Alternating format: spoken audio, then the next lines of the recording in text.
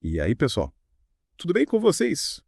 Professores de São Paulo preparados para mais um Deep Dive. É isso aí. O podcast que vai fundo nos temas mais quentes da educação. Eu sou o professor Pedro. E eu sou a professora Carmen. E hoje a gente vai mergulhar de cabeça, sem medo, nessa onda que tá dando o que falar. A resolução SEDUC 95. É essa resolução nova que começa em 2025 tá deixando todo mundo meio apreensivo. Muita gente confusa. A gente sabe, são 45 páginas pra entender. Mas calma, respira fundo, a gente tá aqui pra te ajudar. Isso aí. Nesse Deep Dive a gente vai destrinchar essa resolução passo a passo sem mistério. Sem juridiquês, a gente vai direto ao ponto, focando no que realmente impacta o dia a dia de vocês, professores. A gente quer que vocês entendam tudo direitinho. Então bora começar do básico. O que é essa tal de resolução SEDUC 95?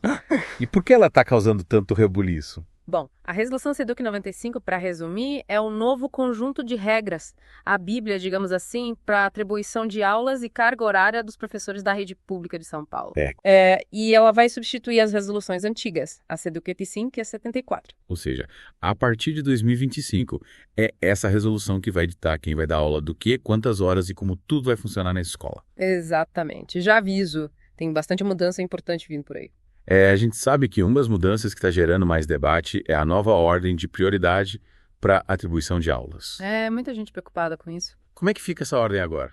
Quem sai na frente? A prioridade agora vai ser para quem tem licenciatura plena na disciplina. Tipo, licenciatura em matemática para dar aula de matemática. Isso. Depois vem os professores com licenciatura curta, os estudantes de licenciatura que já tenham pelo menos 160 horas de prática na disciplina. E por último, os bacharéis e tecnólogos. Mas eles também precisam ter no mínimo 160 horas na área. Deixa eu ver se eu entendi. Então, se uma escola precisa de um professor de português, por exemplo, um professor com licenciatura plena em português vai ter prioridade sobre um bacharel em letras, mesmo que o bacharel tenha mais experiência em sala de aula. Exatamente. A formação específica agora pesa mais na hora da atribuição. Interessante.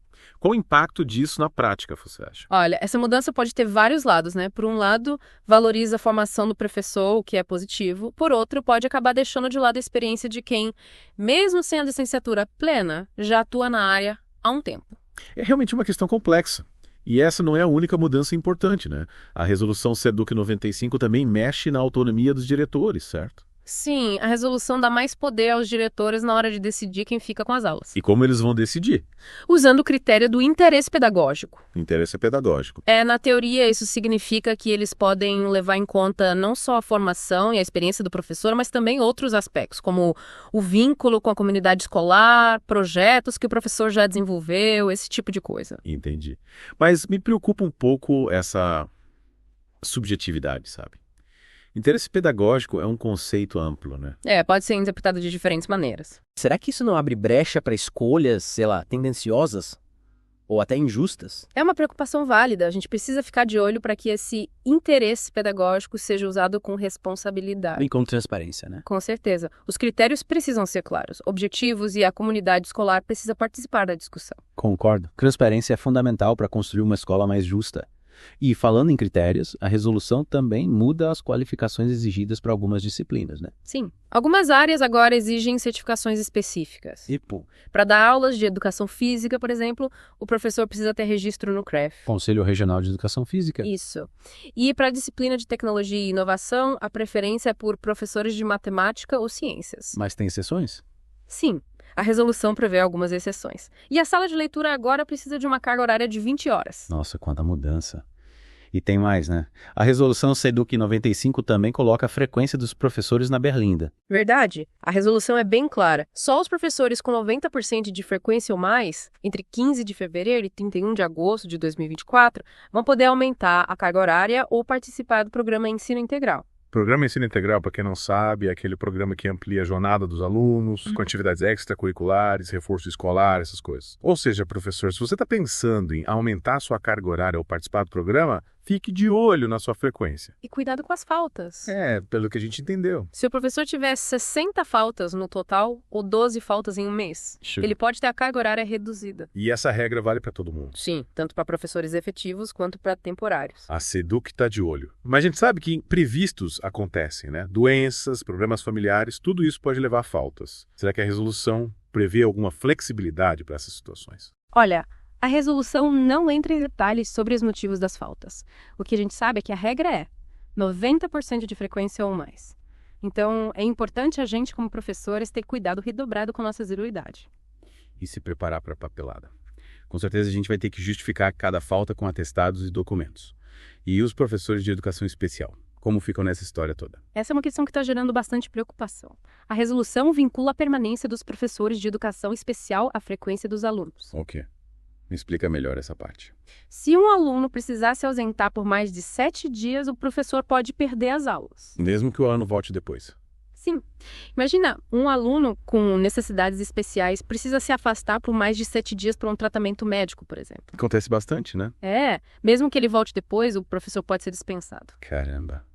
Isso é preocupante demais.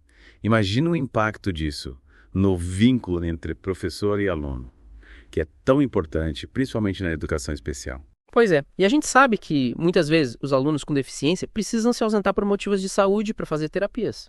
Essa regra pode gerar uma instabilidade enorme para os professores e prejudicar o acompanhamento desses alunos. Realmente, essa é uma questão que precisa ser revista. A gente não pode penalizar os professores por algo que está fora do controle deles.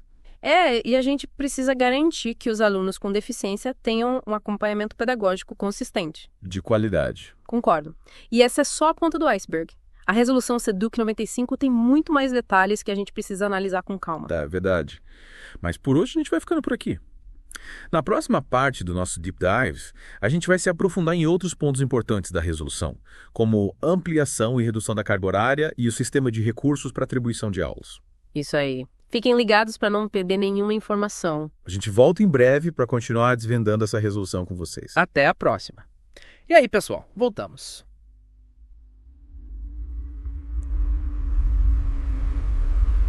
Para a segunda parte do nosso Deep Dive, na resolução SEDUC 95. Isso aí. Na primeira parte, a gente viu os principais pontos da resolução. A nova ordem de prioridade para a atribuição de aulas, a autonomia dos diretores. E aquela regra da frequência dos professores que está dando o que falar. Muita gente com dúvida sobre isso. A gente viu também a questão da educação especial, lembra? Sim, a gente começou a falar sobre isso, mas é um assunto tão importante que merece mais atenção. Com certeza. A gente precisa entender direitinho como essa resolução vai impactar os professores de educação especial. Afinal, eles trabalham com alunos que muitas vezes precisam se ausentar por motivos de saúde. Para fazer terapias, consultas médicas. E a resolução não faz distinção entre os motivos das faltas. Se um aluno faltar por mais de 7 dias, o professor pode perder as aulas. Mesmo que o aluno volte depois. Infelizmente. Mas isso é muito preocupante. Imagina só. O professor se dedica ao aluno, cria um vínculo, elabora um plano de ensino individualizado. Aí o aluno precisa se afastar por uns dias e o professor perde as aulas. É muito injusto. A gente entende a preocupação de vocês. É uma situação delicada. E como fica o aluno nesse caso? Ele já tem tantas dificuldades, precisa de um acompanhamento individualizado e toda hora troca de professor. Pois é, essa instabilidade pode prejudicar o desenvolvimento do aluno. Pode gerar insegurança, ansiedade. E afetar o aprendizado. Sem dúvida. A gente precisa lutar para que essa questão seja revista. Os professores de educação especial precisam ter mais segurança, mais estabilidade. E os alunos também precisam ter a garantia de um acompanhamento pedagógico consistente. Com certeza. E a gente sabe que a resolução SEDUC 95 tem outros pontos que estão gerando dúvidas. A questão da ampliação e da redução da carga horária, por exemplo. Muita gente querendo saber como isso vai funcionar na prática. A resolução define critérios bem específicos para quem quer aumentar a carga horária, ou, em alguns casos, até para manter a carga que já tem. E a frequência, mais uma vez, é um fator determinante. Exatamente. Para ampliar a jornada ou participar do programa Ensino Integral, o professor precisa ter, no mínimo, 90% de frequência. Entre 15 de fevereiro e 31 de agosto de 2024. O período de avaliação já começou. Então, professores, fiquem atentos. Essa regra vale para todo mundo, efetivos e temporários. E não é só a frequência que conta. Tem mais? A participação em atividades de formação continuada também é importante. Sim, a formação continuada. A resolução deixa claro que a formação continuada é fundamental para a progressão na carreira. É verdade. É a agência que a gente tem de se atualizar, de conhecer novas metodologias de ensino. De trocar experiências com outros professores. De se manter conectado com as demandas da educação. A gente espera que a SEDUC invista em programas de formação de qualidade. Que sejam relevantes para a nossa prática em sala de aula. Com certeza. E que sejam acessíveis a todos os professores. Porque a gente sabe que muitas vezes a gente tem que tirar do próprio bolso para pagar cursos e eventos. A formação continuada de qualidade não pode ser um luxo. Tem que ser um direito. Exatamente. A gente precisa lutar para que a SEDUC ofereça Programas de formação gratuitos ou com preços acessíveis. E que essas formações sejam realmente úteis, né? Nada daqueles cursos chatos e desconectados da nossa realidade. A gente quer formações que nos ajudem a lidar com os desafios do dia a dia. Que nos inspirem a inovar, a criar. A transformar a sala de aula num ambiente de aprendizagem significativo para os alunos. É isso aí. A gente não quer mais aqueles cursos que só servem para cumprir tabela. A gente quer formações que nos desafiem, que nos provoquem a pensar fora da caixa. Que nos ajudem a ser professores melhores a cada dia. E falando em desafios, a gente precisa voltar à questão da atribuição de aulas. A gente já falou da priorização da licenciatura plena. E do tal do interesse pedagógico. Esse interesse pedagógico está dando o que falar. A ideia é que os diretores tenham mais autonomia para escolher os professores. Levando em consideração não só a formação e a experiência, mas também outros fatores. Que eles considerem importantes para o aprendizado dos alunos. Na teoria a ideia é boa, mas na prática?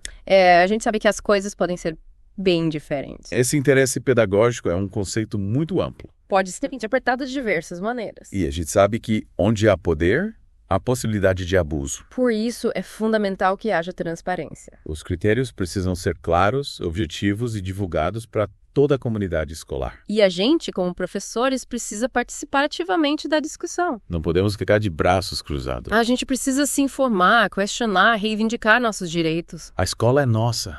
A educação é nossa. E a gente precisa ter voz nesse processo. E para garantir que a gente possa exercer nossa voz de forma justa e consciente, a resolução prevê um sistema de recursos. É isso mesmo. Se o professor discordar da atribuição de aulas, ele pode apresentar um recurso. Para quem? Para a Comissão Regional de Atribuição de Classes e Aulas. E o que essa comissão faz? Ela analisa o caso e toma uma decisão. É importante que a gente conheça nossos direitos. E saiba como usar os mecanismos de recurso. O sindicato pode ser um grande aliado nesse processo. Com certeza. O sindicato pode orientar os professores, defender seus interesses. É fundamental que a gente leia a resolução com atenção, para entender todos os detalhes. para não ser pego de surpresa lá na frente. A educação é um direito de todos e a gente precisa lutar para que ela seja de qualidade. E porque a gente, professores, tenha condições de oferecer uma educação de qualidade, a gente precisa estar bem informado, bem preparado. Com a mente e o coração abertos para os desafios que vêm pela frente. A jornada do professor não é fácil, mas é gratificante. A gente tem a chance de fazer a diferença na vida de muitas pessoas. E a gente precisa se unir, se fortalecer, para continuar trilhando essa jornada com dignidade. E com entusiasmo. Chegamos à parte final do nosso Deep Dive na resolução SEDUC 95. Já passamos por vários pontos importantes, né? Vimos as mudanças, as preocupações. E agora, para fechar com chave de ouro, vamos tentar projetar como tudo isso vai funcionar na prática, no dia a dia da escola. Agora que a gente vai ver como essa resolução vai impactar a vida de vocês, professores, lá na ponta, na sala de aula. A gente já falou bastante sobre a atribuição de aulas, a priorização da licenciatura plena, o interesse pedagógico. Mas, e aí, na prática, como isso vai funcionar? A resolução dá mais autonomia para os diretores, o que, em tese, é positivo. Eles conhecem a escola, as necessidades de cada turma. Mas e como garantir que essa autonomia seja usada de forma justa? Que não abra espaço para favoritismo? Aí entra a comunidade escolar. Professores, pais, alunos, funcionários, todos precisam participar, acompanhar de perto a implementação da resolução. A gente não pode ficar só esperando para ver o que vai acontecer. A gente precisa participar das decisões, questionar quando necessário. A escola precisa ser um espaço de diálogo, de construção coletiva. Exatamente. E se a gente discordar da atribuição de aulas? A resolução prevê um sistema de recursos. Então a gente tem como recorrer. Sim. Se você se sentir prejudicado, procure o seu sindicato, se informe sobre como funciona o processo. É importante a gente conhecer nossos direitos e saber como usar os mecanismos de recurso. Com certeza. A gente sabe que essa nova resolução traz muitos desafios. A cobrança pela frequência, a necessidade de formação continuada. A gente vai ter que se adaptar a novas regras, novas formas de trabalhar. Mas a gente não pode desanimar. A gente precisa encarar esses desafios como oportunidade de crescimento. De aprendizado. E de fazer diferença na educação. E a gente não está sozinho nessa jornada. A gente tem uns aos outros, a gente tem um sindicato. A gente tem uma comunidade inteira que acredita na educação. É verdade. A gente precisa se unir, trocar experiências, se apoiar. Juntos, a gente supera qualquer obstáculo. E construir uma educação pública de qualidade para todos. E o Deep Dive continua acompanhando de perto a resolução SEDUC 95. A gente vai trazer todas as informações, análises, reflexões. Fique ligado. Pra saber tudo o que está acontecendo no mundo da educação. A educação é a arma mais poderosa que você pode usar para mudar o mundo. É isso aí. Valeu, pessoal. Até a próxima.